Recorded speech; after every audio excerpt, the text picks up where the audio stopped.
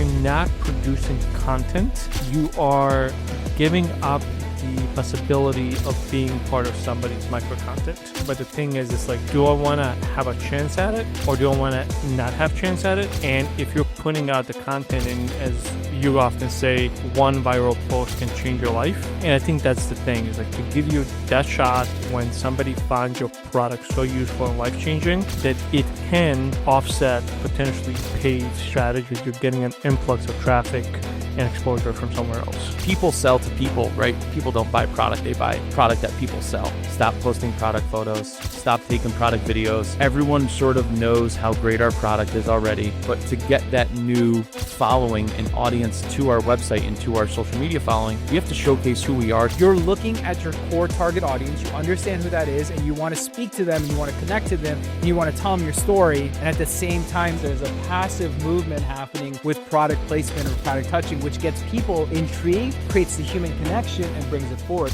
All right, boys. Yeah, yo, we back in here. Right, Amir? Amir. I'm ignoring you on purpose. It's not rude. All right. You tan nicely, by the way. Thank you. He did go to Costa Rica for like I know, a week. but didn't you think John had the body where he just gets red? No, why would you? I have olive complexion. You don't have olive complexion. You're Are you full. kidding me? What are you, Mediterranean? I'm Eastern European. Eastern European. Eastern Europeans No don't wonder have we like each other. olive skin, do they? We're like each other. I don't know. Amir doesn't have olive skin. Amir does not have. Amir does. Amir, I said. You said Amir. No. I know at least 7 other Eastern Europeans. No olive skin. I have olive skin. It has do. olive If skin. you We think both that's have olive skin? It Yeah. is. I'm Take a olive look. complexion. Olive. You Are you think kidding so? me? Yeah. Man, I don't know about I that. think What are I you just hating, bro? I think I just have nicer skin.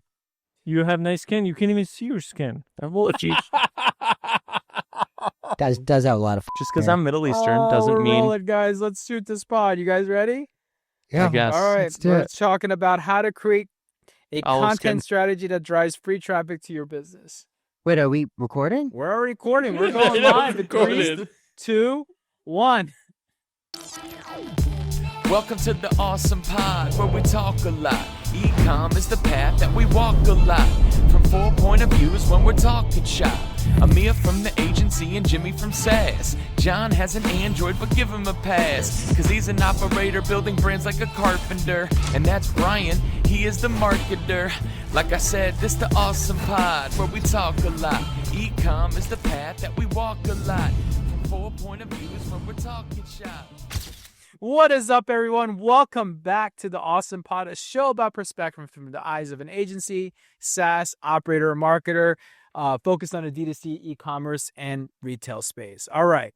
Going around the room, John, Roman, Andrew, loving Survivor King. How was lunch, dude? It was really good. The Philly hit the spot, and then Dallas has good food, by the yeah. way. We've had a couple good meals here already. we're going 2 for 2 so far. Yeah, dude, the pizza was Dallas really has good food.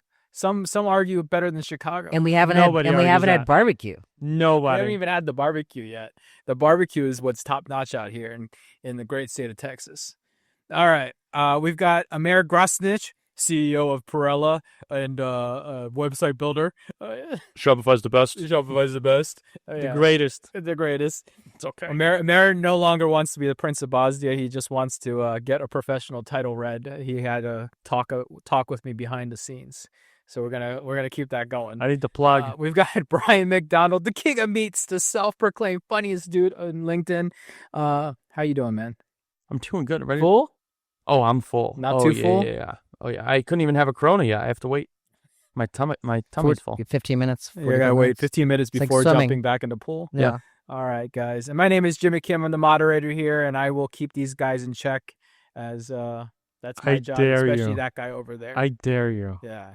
With that, 2 things. Number 1, if you want to subscribe to our hot unfiltered takes, you can join us at awesompod.com. And number 2, I'll continue plugging this. If you want to join us and hang out with us and also 600 other direct-to-consumer e-commerce retail people in a live event setting in San Diego, California, September 22nd, 23rd, we have an event called Commerce Roundtable. that's happening, and you can find out at commerceroundtable.com. We've got some amazing speakers. Our headliner is Gary Vaynerchuk. We've got Taylor Holiday, Ezra Firestone, Chase Diamond, and so many more coming down the line. It's very much a very unique event at a cruise ship terminal that you'll be able to kind of enjoy great food, great environment, great water, great networking, and so much more. So check us out, commerceroundtable.com. There's probably a coupon code somewhere on this email, this pod or newsletter, or wherever you're watching this thing. There should be a promo code. I think it should be like an early bird or something, but we'll throw it on there. So go look for that if you're serious about getting joining us at that event. All right. We have here episode. I know I rambled a little bit. I went into ramble mode. It's the post-lunch kind of jitters there. So You're tripping over your words. I am tripping over my words here, but we're going to talk about how to get content strategy that drives free traffic to your business. I think over the last couple pods, we talked about how to get your first customers. We've gotten really tactical and deep around understanding market validation. Let's talk about free traffic strategies, because this is the goal. Everybody wants organic traffic. Like, as we look at the world of how businesses have continued to evolve in this space, especially in direct-to-consumer e-commerce in general, more and more are realizing that paid traffic is great, but it's not sustainable and it's not creating a long-term effect, nor is it spitting out the dollars and cents that you want, right? You're spending all your dollars on CAC, which is your customer acquisition cost, in order to get a new customer. But the dream, in my opinion, of any good business is organic traffic, which means that you're getting the word of mouth, you're getting other people talking about you, you've got your own channels that you control and own.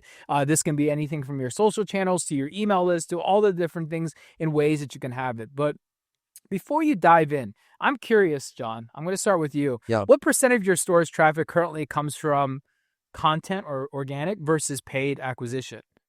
So about 30% is organic. So for us, organic's our top of funnel. And then don't get me wrong, we advertise just as much as anybody else. You're using it to support. Yeah, 12% of our budget is advertising, digital advertising. But it acts more as mid-funnel. Okay. And what about you, Brian? What's that look like? What's that split look like right now for you? Right. Well, right now it's like 100 to 0 or 99 to 1.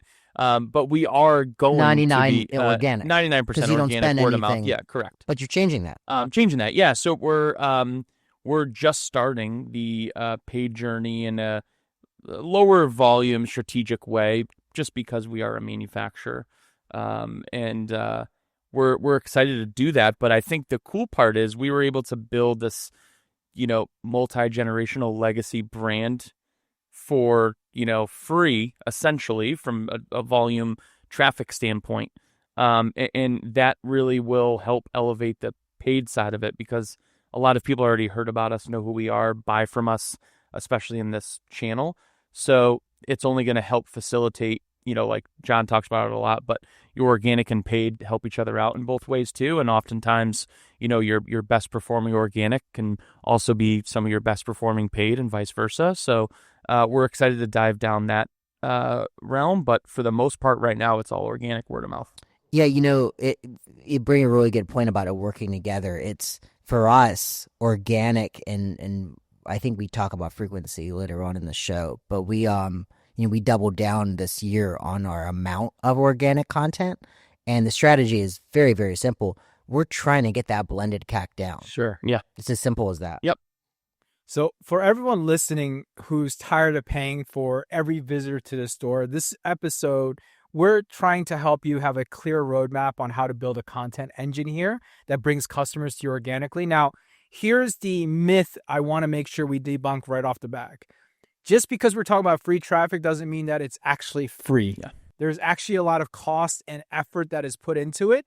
However, there is a longer, sustainable, long tail effect that comes into place when you think about what content can really help you do. So let's talk with the basics. Let's start with the way basics. The content foundation. Why is content marketing particularly important in e-commerce brands compared to it was a few years ago? Why? Is it the rising costs?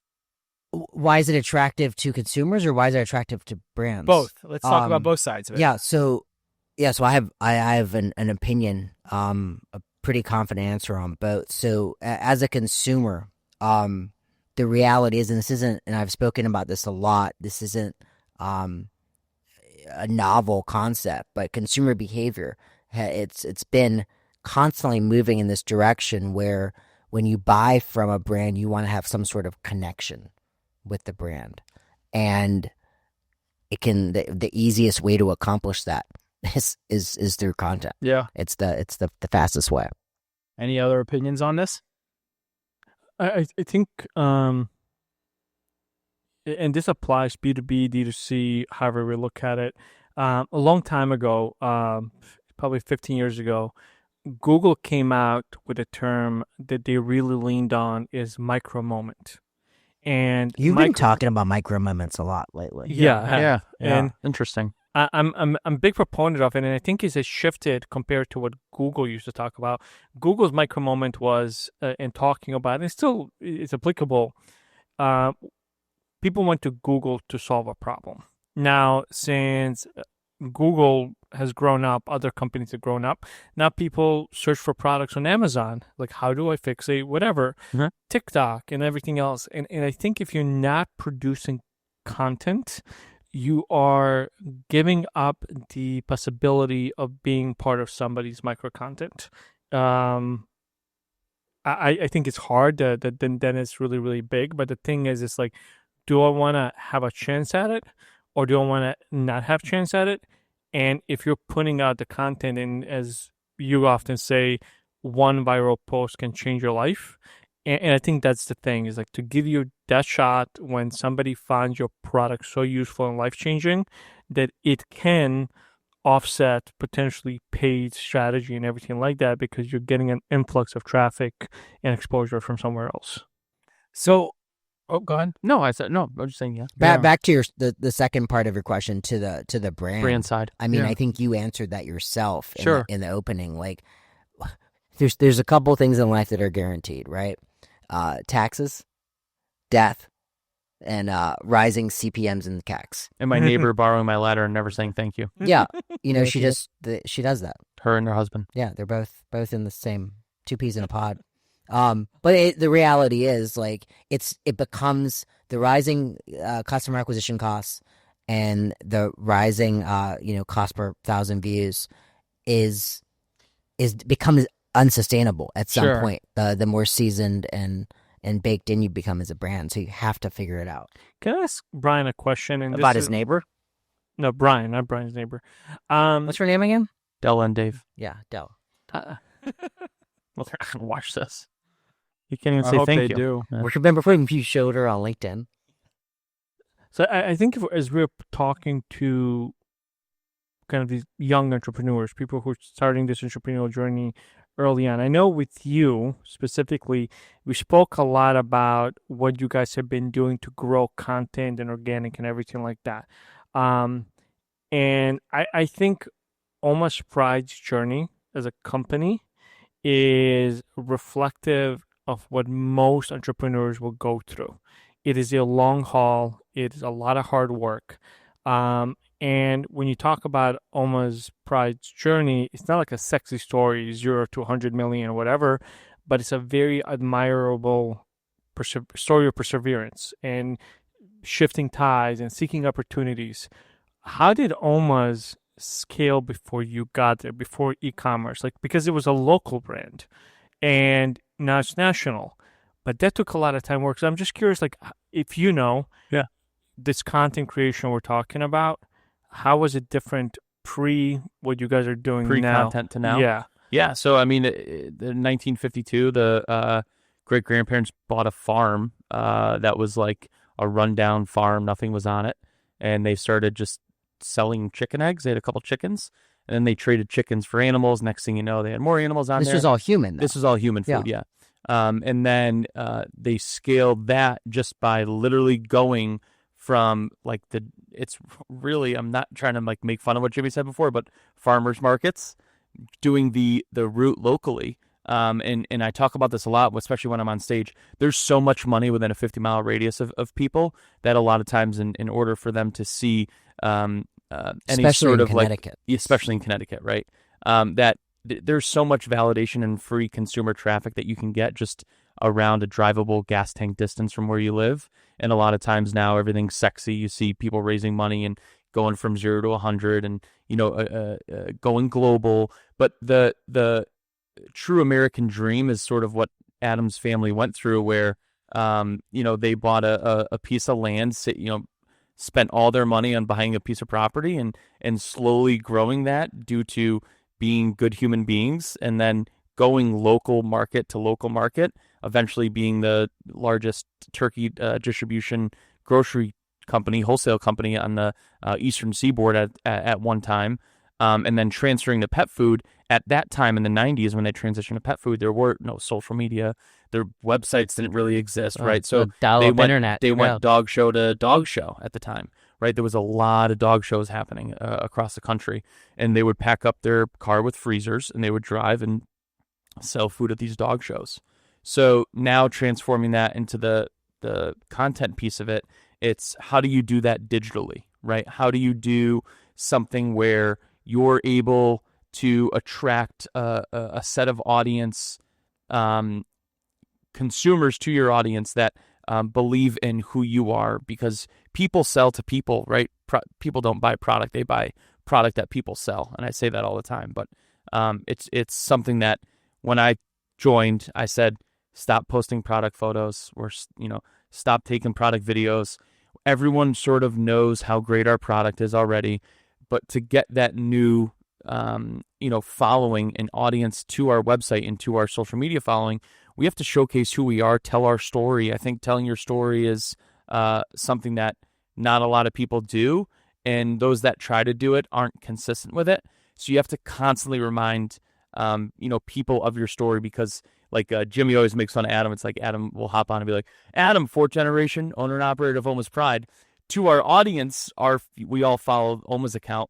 It's like, oh, here we go again, Adam, 4th generation owner and operator. But all the new people that see that for the first time, it's like, this is cool. Oh, wow, this kid's 4th generation. Generation Whoa. owner and operator. And it's like, I can't harp on that enough, is you have to showcase who you are, your story, and tell it in a way in which that's consistent, because eventually it will pay off. Set a fire to your past, but don't panic or fret. Live Recover is here, they'll take care of the rest. No bots up in here, just real humans with trust. Whatever you did in the past, leave it back in the dust. Man, conversions are rising like your ROI. 6x your revenue, and that's not a lie. Sales team in your pocket, day and night, bringing in-store vibes to your site, that's right. Your abandoned cart is missing the human touch. Live Recover adds real people to your texts. Live agents who chat with customers in real time, driving higher conversions and sales recovery. Setup just takes 10 minutes. Connect, chat, and convert. Just like that. Visit liverecover.com today and let them know Awesome sent you.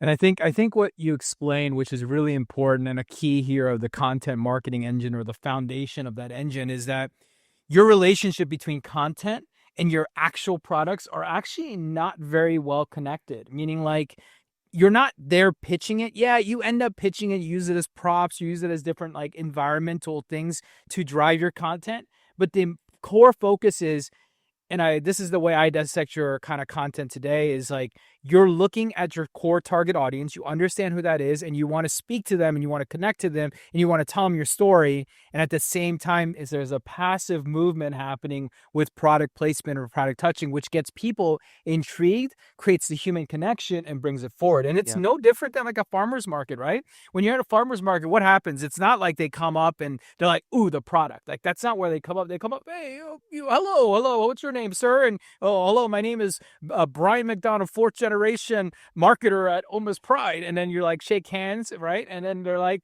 so how's the weather going? How's the farmer's market going? Oh yeah, well, who's this little guy you got next to you? Oh, that's Rufus. Oh, how old's Rufus, right? Like, you guys are creating this brand before story the product's connection, even talked about. and you guys are doing the salesmanship that is there, right? Yeah. What the internet has done is created an acceleration for people.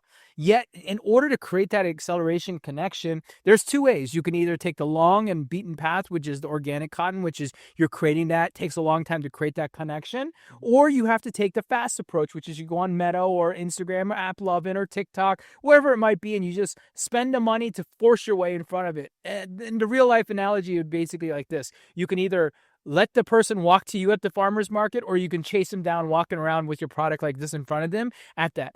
Being able to take the foundation of a good content situation is going to bring you a stronger connection and bond in the long term. And it takes a long time to create that. Yeah. And I think a lot of people in the internet are looking to create that as fast as possible. And because of how fast it is to get online, people forget that some of these things do also take a lot of time. Yeah. And there's a lot that goes into place. In fact, the thing that I think about, and we've talked a lot about product market fit, but there is actually something I consider content product fit. All right. If you think about how do you identify the content that actually makes sense for your product? I think that's something that you guys have figured out a bit. I think you guys have your own version of that, right, at BattleBox, and it's something new. So how can someone who's aspiring figure out how their content and their product need to fit together? What would be the steps that they would take in order to get to that connection? Do you have something I had insightful? something so good. Oh, you go then. Yeah. We bought our home in 2018, and my wife was like, "Hey, I want it to be gray." Typical millennial female. The issue was I don't know what type of gray. A lot of grays out there. Like, all right, babe, let's go. We went down to Benjamin Moore. Shout out to Benny. And we went in there. I said, "Hey, listen, my wife wants gray." Guy's like, "We have 400 grays, right?" So I go, "Babe, pick out a bunch of grays, and let's throw paint at the wall, right? Which one looks best? Which one? Oh, let's bring your mom over. My mom had to come over. Next thing you know, their backyard neighbors came over. What gray do you like?" So I think a lot of it too is literally as simple as throwing paint at the wall and realizing like what we did on TikTok, where we literally did it by accident, where Nina created that office video. And at that point, we already posted 400 pieces of content on TikTok, all in different ways, and none of them really resonated with the TikTok algorithm and audience. And then all of a sudden, just boom, because we kept throwing paint at the wall and challenging Nina to do new things and try new things. That popped off, and now we just like triple down on that. But a lot of it is just as simple as always consistently trying new things, challenging whoever's in charge of your social media to do that, because a plan can only be a plan for so long. And eventually you need, you need to repaint your house, because a lot of people will paint their house and be like, "Hey, let's just keep our house like this. It looks great," but you don't know what it would look like if you threw burgundy on instead of gray. So always keep trying to repaint your walls, no matter how good your, organic or social content is. Yeah, you were really good with that. You were right. That was an insightful analogy. Thanks. But in reality, you're spot on, right? So we call it throwing, against the wall. You see what sticks. Yeah. And there's a lot of that, right? We're always testing new stuff. And it's a combination between funny and educational and relatable. I think you just no idea is a bad idea per se. And it's just go and try different types of content. There's, depending on brands, there's a lot of the building in public founder story that works for certain companies, right? That's another aspect. I think you find what resonates. And when stuff resonates, then you double down, you triple down, you maybe, if you're trying to have 6 or 7 different like voice approaches at all time, and you find 1 or 2 that work, and then you continue to test those 4, and then you get another one, and then this one stops working. It's a constant work in progress. As an outsider looking in, I just want to point out too, and I think you both do this for everyone listening. That video that you mentioned, and you guys can go to the TikTok, look at the Office series that they put together. It has nothing to do with our product.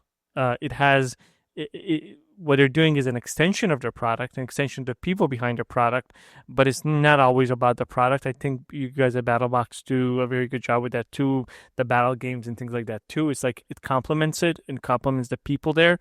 So like, don't think just about, like when you were telling the story about them driving around with the freezer and I was thinking like, what a cool story that would be to document for them back then. It'd be a cool story to tell too. Yeah.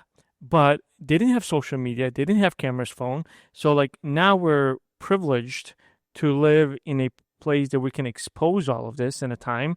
Because I think if they had the ability to do that, I think also their growth might have been a lot better. Oh yeah, we'd be one of the biggest pet food companies in the world. What's Google's video? Is it called Neo? Veo. What if you use Veo 3 to That'd be reenact cool. I love that. them That would be driving cool. with refrigerators in the Wow. back. Or freezers in better the yet, back. you And- dress them all up and reenact it in real life. Like a 15-minute Or thing. That'd be VO3 super sounds cool. more Yeah, efficient. we'll try that later. That would actually Yeah, be. that's super cool. Have you I messed love around with that at No. all or not? So I messed around with VO2. I didn't realize that you could only do the cool stuff on VO3. Yeah, it's brand new. Yeah, it just Yeah, came but out a couple- VO3 is $250 a month, Yeah, while VO2 is only $20. yeah. It's Oh, interesting. obviously, that's Google's strategy. It will always be the latest and greatest will always cost the most Yeah. money. So it makes sense. Okay. I love like where we kind of headed with this with content product fit. I think these are good. But now what can we tell to the young entrepreneur who's trying to figure out their content engine when they're trying to drive free? What are some key markers that they should be looking for when they're doing it? Obviously throwing a lot at the wall, checking out engagement. But we also learned one long time ago, just because there's a lot of engagement or a lot of impressions, it doesn't always mean that it's driving the right customer, nor is it driving a sale, right? Yep. Is it only purely about driving awareness and brand and kind of building top of the funnel and then supporting it with paid ads? Or is it that you can kind of look at that and work towards getting them closer and closer down the line? Yeah, I think if we're talking about just starting out and your whole goal is to start organic and you want that to convert to sales, there has to be a correlation because, you're not in a position as a young, early entrepreneur to have time expenditure be astronomical comparison to sales, right? So it's like, oh yeah, I spend 20 hours a week on organic content because I want to get my, brand exposure out there.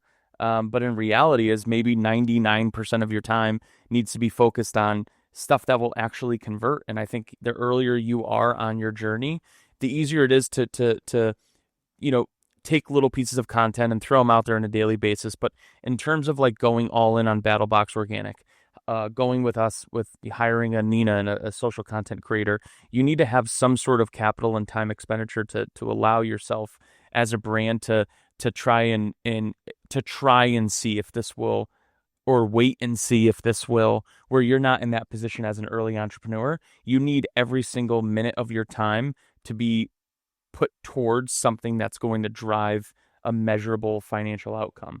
So I think it's a lot trickier in the beginning until you start finding those engines that drive sales, and then you can, spend your time and money on the organic Which is strategy. why everyone has one of these, a cell phone, Yeah. right? Like if you have a cell phone, you really have a content engine in front of you. You just have to go try different things with it. And people are afraid. You don't need to go get professional people to do it. I feel like the tools these days have allow you to create all sorts of cool videos pretty quickly. Yeah, Yeah. you can run so much faster now. Yeah.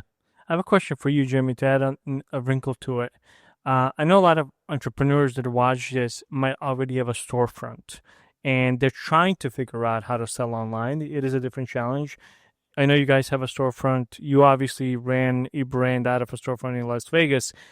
How do you, for example, take the paid, the organic, and then having the storefront traffic and leverage that to go online? Sure. What's interesting is, we talk about the fact that you're doing content and staying away from the product and different things. I ran a clothing store, and if you go look at our Instagram still today, we still to this day 50K followers, and we were at like 100K plus back in like 2013, right? And we actually posted a lot of product pictures, and that's kind of where we focused on. And because we were kind of we're a clothing brand, it's aspirational, it's lifestyle, so you're showing off the clothing in the wild, you're showing fits and basically how I things think are that makes sense. curated. So I want to be clear here, because if you are doing clothing or something that it needs to have that demonstration, it's okay to show the product. It's not always that, right? If he showed his raw dog food up, it would just look like something puked. I guess Yeah. that would mean If I'm buying a watch, I want to see the watch. yeah, exactly, Yeah. right? So there is some of that stuff that comes down to it, and it's kind of important. But for us, a lot of people needed to see the picture on here, how it looked, how it looked in the wild, how it would be fitted, how it would be styled, right? So there is a format that worked. In fact, we didn't do a lot of video. We just did a lot of pictures back then, even when video was still popular, because we knew that that's how our audience works. Just like today, when you're thinking about content and you're working in different channels, everybody has their own style.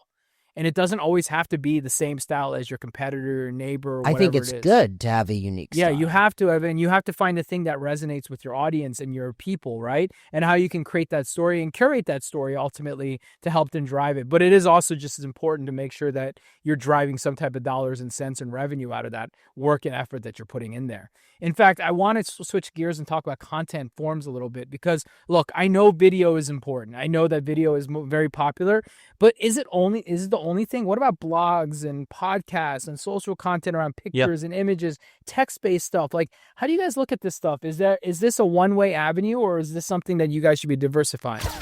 Sales tax stress, let Kintsugi slide. AI in your pocket, now enjoy the ride. 9 hours saved, that's time back in play. No tax guy needed, AI clears the way. Errors cut deep, not with this plan. 98.3%, my man. Click once, integrate, white glove, you'll see. Mention awesome, get 3 months for free. Sales tax headaches? Kintsugi AI turns tax chaos into something beautiful.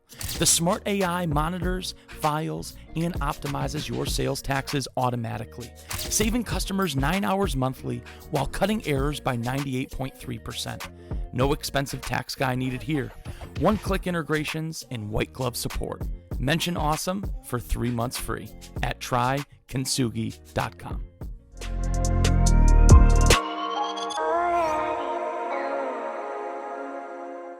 Yeah, I mean, I can give a good example on growing SEO based off blog, but not translating into sales, because when I first started, we had, and she's very good at her job, but the issue was the blog plan that was developed on the old platform that we were on, not a great platform, BigCommerce. And the issue was the blogs were more like Google pain point oriented, how to cure a dog's upset stomach, right? What are 5 ways to enhance your homemade bone broth at home? And we saw she did a phenomenal job. The traffic from those blogs would go through the roof. The issue was it was a very low intent customer. So she spent a lot of time, and we spent a lot of money on generating all of these blogs and frameworking it around bringing in, new organic traffic. But if that organic traffic, especially early on, isn't a higher intent buyer, right? If I did it all over again and I was there when she first started, I'd say, hey, let's look at our collection pages. Let's look at our product pages. Let's look at our homepage, our even about us page or why raw page. Which is what we have to do now. Let's worry about all of that first on an SEO basis before we start driving in useless blog traffic, which I call it, especially now with the AI tool. A lot of those times, those net new traffic visitors aren't going to ever purchase from you. They're looking for an answer and they're getting the hell out of there.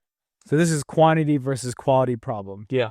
And you have to really structure. She did a good job structuring later on product and backlinks within the blogs that she wrote. But at the end of the day, that's not the consumer that was going to really, like, our conversion rate before the blogs was wild. And then blog traffic tripled, but the conversion rate went down. Yeah, I mean, I get it. It's pretty low intent traffic, but I think there's value in it. You have to have an entry point for top of funnel that is low intent. So for sure, but I think the message I want to get across is there are. One of you guys hooked me up with some SEO guy like months ago, 6, 7, 8 months ago, and he was doing like a quick audit for us, and he's like, dude, you have to change this category page to this to this. Here's what it'll do for your growth. And now you're getting net new onto actual website pages. And I think a lot of people, when they think of SEO, they think blog articles, and they don't think the actual website that's going to drive sales right away. And I think when you're first starting out, focusing on the actual framework of your product page and home pages is more important than wasting someone's time on blogs and putting the forefront on the back burner. Yeah.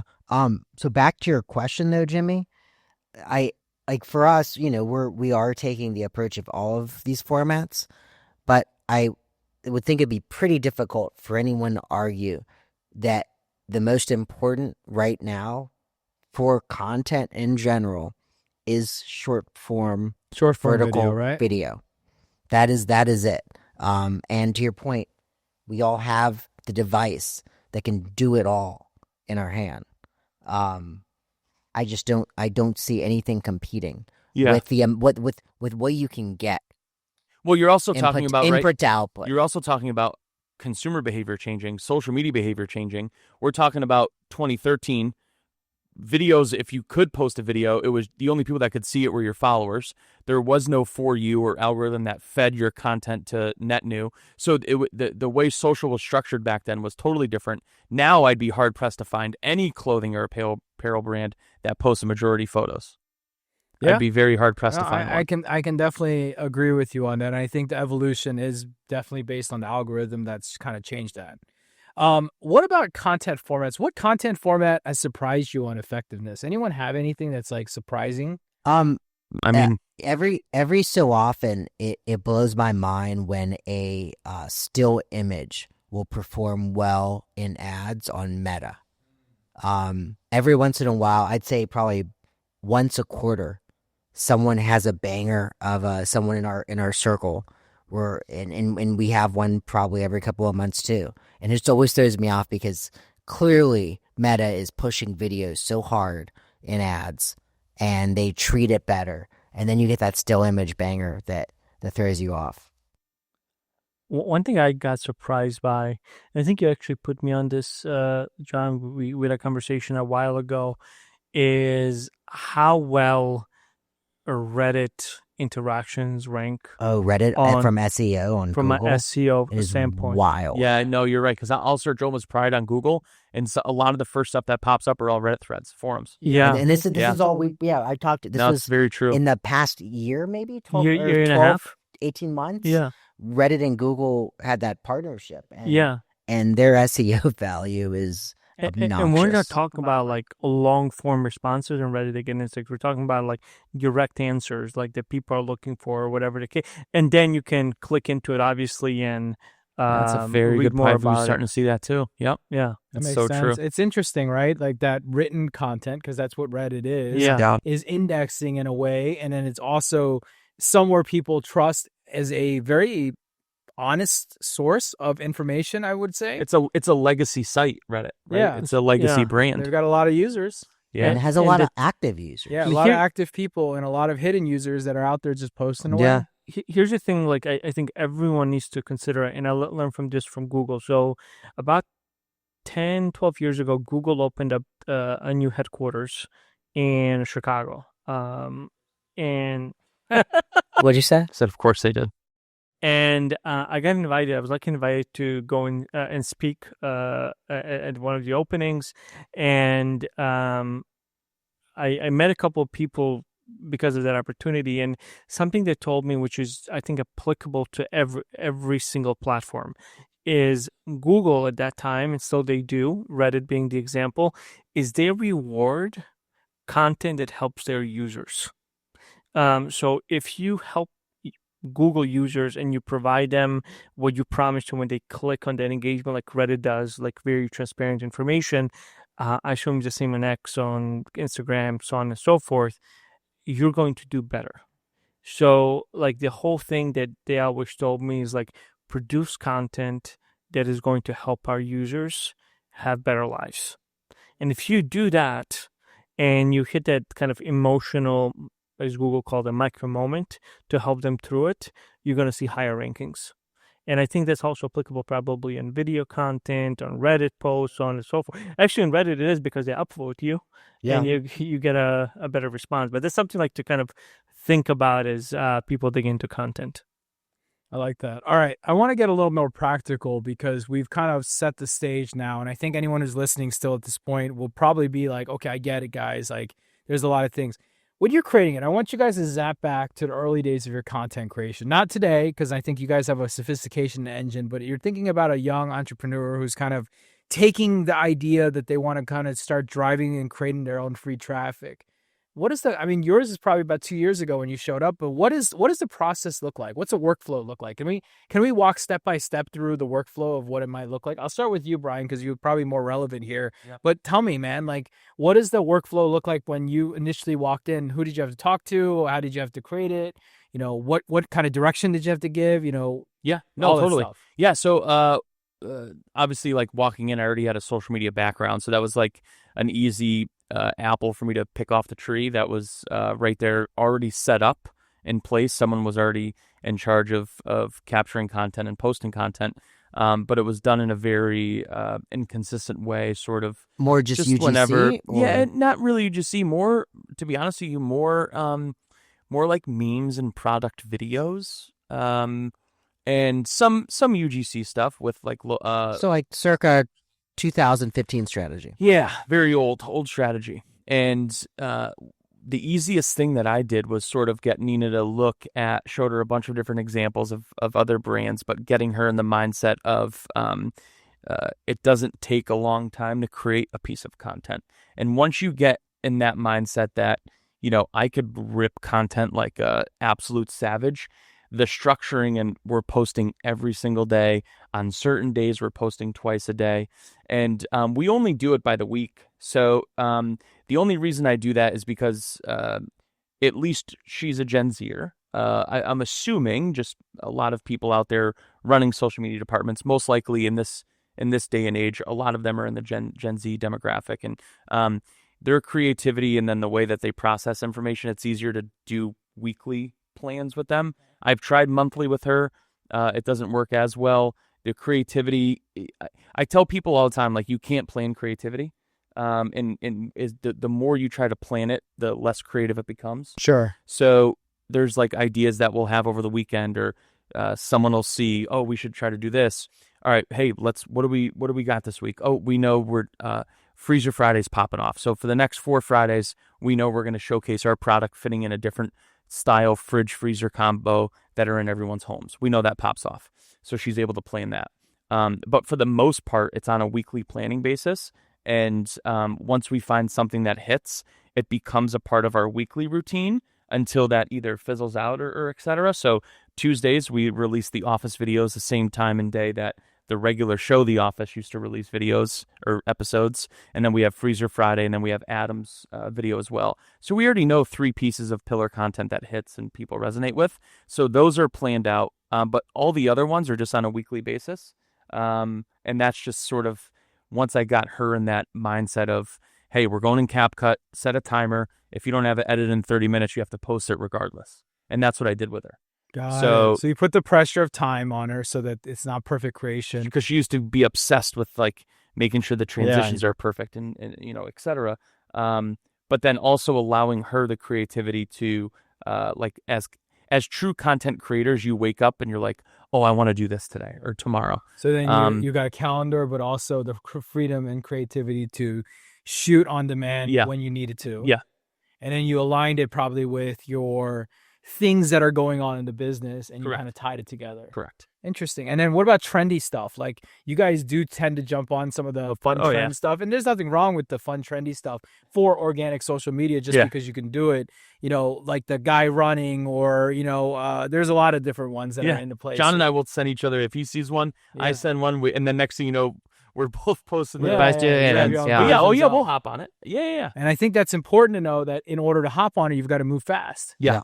For sure. You gotta move fast. You can't push to next week. Yeah. And John's point, which we haven't done a really good job with, but one of his biggest organic tips is to repurpose or repost content, because social media these days, it's like, man, if you just miss either on posting time or maybe the algo didn't pick it up, or sometimes if you post the same piece of content or even change the speed of it or whatever, that second or third time you post it could be that viral moment for that piece of content. And what I told Nina, I think this is a big lesson for a lot of content creators, is once you post a video, by tomorrow people will forget about it.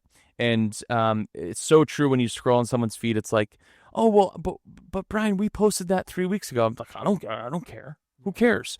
we already forgot about it, right? A lot of people forgot what they had for breakfast 2 days ago, let alone what they saw on someone's social feed 2 weeks ago. So I think that the repurpose and reposting of content on social is like so underutilized. The Saratoga running part 2 that we both did. Yes. So Jay did he gave us 2 variations of it, right? And he gave us a variation. Brandon was like, well, hey, tweak this and this and this. And he made the more refined version that Brandon liked more. So we had an A and a B. So we posted B. I was like, guys, tomorrow post, or this was on a Wednesday we posted it, I think, and on Thursday I was like, post B tomorrow. Like, why would you not? Like, we have it, and to your point, people are going to forget, and different people are going to see it because the follower count has become not fully, but it's partially a vanity number at this point because the algorithm dictates truly the reach. So why would you not, right? And then taking bangers and 1.1x speeding them, and just chopping stuff up, like it's Putting it to paid if it does well on organic. Yeah, it's such an right? underutilized. The Chubby's model. I actually think I've heard this before too, and I believe in it wholeheartedly. Where if you can get an organic post to take off, you'll get the paid working even better. 100%. Yes. Oh yeah. And I think people jump right to paid when just to test it, when you can just test it on the organic level, and then you can adjust for the paid side of things. On TikTok, it is wildly different. Like if you take a organic video that did okay and an organic video that went viral or semi-viral, and you put ad spend, you put $100 behind both, like the performance and the CPMs on the one that went viral will be not even close. I'm talking 15-20x different. Yo, OmniSend is back with some new swag. AI is now in the mix. Yeah, you heard that. Smarter and better. Let AI decide. Personalize every line. Take your brand worldwide. How about 24/7 support? MJ of basketball, but email to the sport. So sit back, relax, watch the magic unfold. Let the folks at OmniSend get your story told. Tired of staring at blank pages? OmniSend AI doesn't hit you with writer's block. Their new AI writes your emails, personalizes content, and builds customer segments instantly. Just whisper who it's for, and AI figures out the rest. Join 125,000 users already winning with OmniSend's email, SMS, and push notifications. Backed by 24/7 amazing support. Visit omnisend.com today. Yeah, Right. I think it's pretty wild. interesting. So you guys have kind of mentioned the strategy, the content planning, the posting, the multiple postings. I've heard people say very similar things to what you said, like post. Some people will go as far as posting 2-3 times the same exact content back to back on something like TikTok and seeing which one takes off and deleting the other 2, for example. I've seen Yeah, and then that. that TikTok strategy, because TikTok's the most lenient on almost identical content. So a lot of people right now will test 3 variations, and while you use the word variations lightly, like they are 3 of the same video, just slight tweaks, and they'll test all 3 on TikTok, and the one that pops the most, they kill the other 2, and the one that popped the most is the one they post on the other channels. Yeah. All right. So the question that comes into place, and I know the people listening to this pod are going to have this challenge to maybe their finance leader, or their CEO, or their founder, whoever it might be. How do you measure the ROI of your content marketing? You know, this is the $1 million question. Like, you know, how do you measure the ROI of your social media? How do you measure the ROI of your blog? You know, I don't think it's very black and white. No. It's not. So we went at the end of last year, we went on a deep dive, long process with Preston, one of the founders of Chubby's. So he stood up. So a lot of their strategy was they were taking the viral performing videos and then putting ad dollars behind them. That was a lot of their success. So he went into building this platform to try to replicate this for others. We went on a deep dive with the data, right? And great product. I think it makes sense for a lot of companies. For us, you know, we were able to identify, okay, well, for us, it's as simplistic as long as the content is within bounds of the types of content we do that do generate top of funnel. It was as simple as looking at engagement rates, likes, comments, shares, and per at a ratio per views.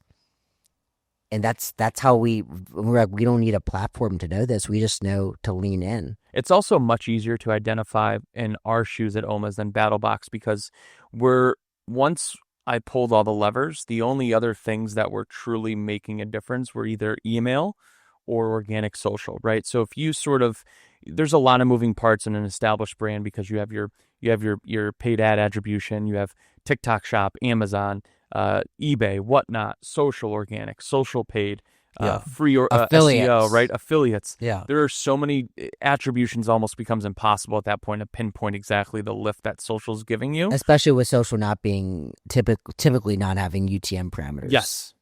But if you're in a situation, either you're just starting out and you don't have any paid dollars out there. That's easy. And you're not selling really anywhere else, like in OMAs, it's like, okay, well, let's look at our clicks and open rate and email attribution was around the same.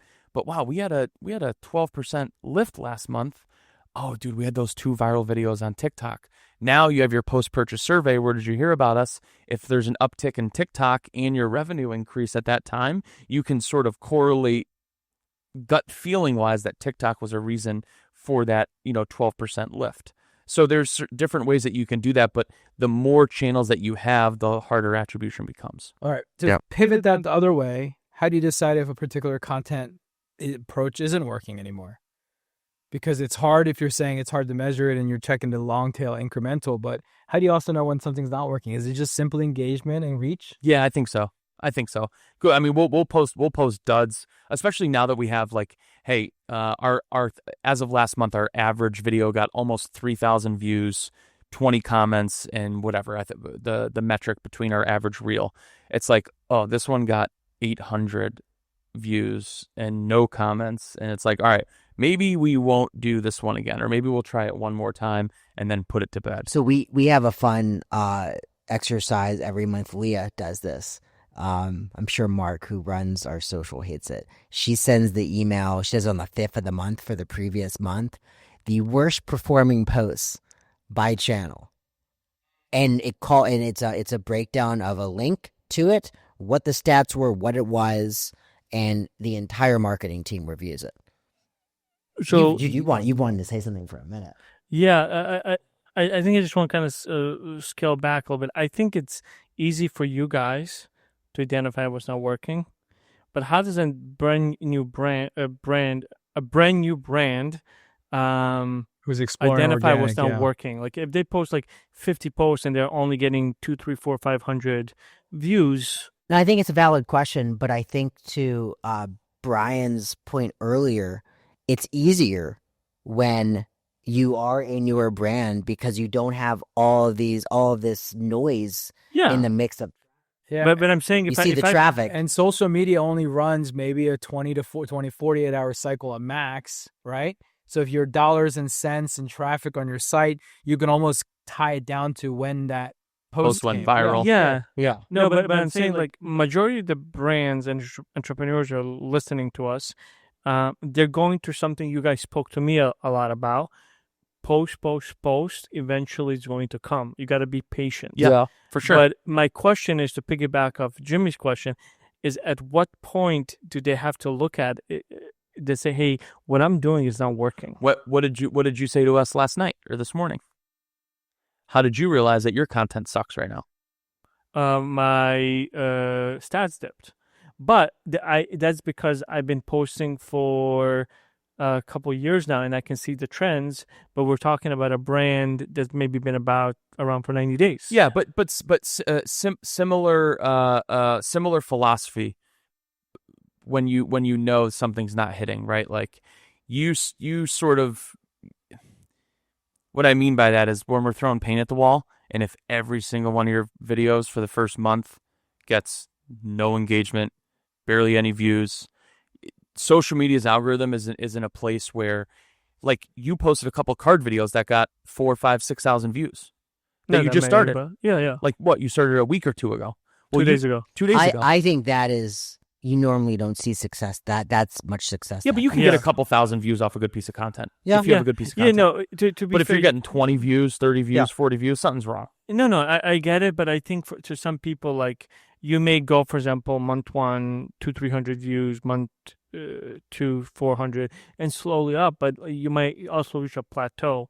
I think what a lot of people, and I was actually in this position before, particularly started to talk to Jimmy about it quite a bit, where I didn't understand, as much as I'm in this space, how to look at social media. And I think to have the right perspective about posting content and posting the right content, looking at engagement and who you engage with correctly, I think that it's all relatively simple, but you have to do it consistently. You have to look at things consistently and things like that. But like, I think for somebody watching, if they have been growing, let's say 10% in their social media views month over month, at what point do they say, like, I gotta try something completely different? Or do they post a certain strategy month over month? And to your point earlier, do they every week do something wildly different to see it's going to take off? Like, what's the approach they should take? I think it also depends, though, are you talking like B2B sales, or are you talking agency SaaS perspective? No, if you're talking about a product, the best example ever was the one that I gave when we first started the podcast. The best ever marketing strategy was their handle. Smash, the drink, $0 ad spend. They were a non-alcoholic beverage. Every single day she got in front of the camera and said, I have 100 days to prove to my boss that my marketing strategy is better than his. Day 2, and she would just find a different way to smash the can, right? Well, she posted behind the scenes of she started like 7 different styles of that, and she gave them all 14 days. This was the one that actually worked. So the other she was doing them prior? Yeah, so she did one of them that was like 30 days to sell X, and then my boss will pay my rent. That one failed. So she and then at day 14 hooks, or whatever, she just stopped doing it. Put it to bed. About it. Yeah. Next 14 days. Because you sort of also know on social like what sort of pops or not, and that was her thing. Next thing you know, she posted this is like the best example for those that are listening, because they posted their Shopify store analytics every single week following their social growth and what it did to their store sales. So it's not that yes, you have to be patient, but you also have to be patient knowing that what you're putting out there is working. And social today will give you almost an immediate, satisfaction that this is working or not, right? Like TikTok for us was a good example. All the other videos sucked.